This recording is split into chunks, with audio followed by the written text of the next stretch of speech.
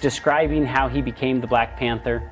A warrior shaman received a vision from the panther goddess bust, who led him to the heart-shaped herb, a plant that granted him superhuman strength, speed, and instincts.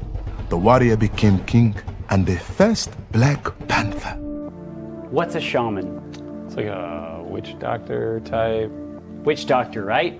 Someone who uses witchcraft and sorcery, and so he meets a witch doctor, someone who has sorceress powers, and he goes and talks with Bast, an ancient Egyptian cat god, who gives him a piece of fruit to give him superpowers. Now, I can think of another story where an animal told you to eat a piece of fruit to give you superpowers. What's that?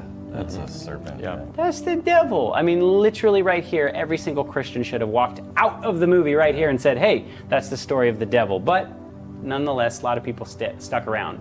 Bast is the ancient Egyptian cat god. And even on Marvel's website, it talks about in this necropolis, the city, the Wakandan city of the dead, right? What does necro mean? Dead.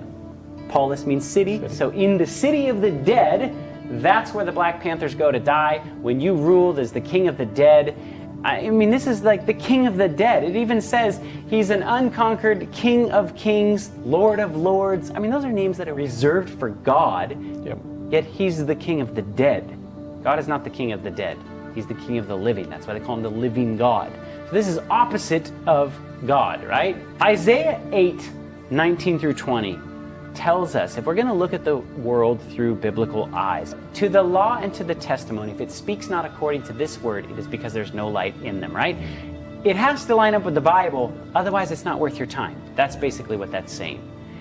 So let's talk about when he meets his father, who's dead, and he goes through a ritual that sends him into this space where he can then go talk to the dead panthers.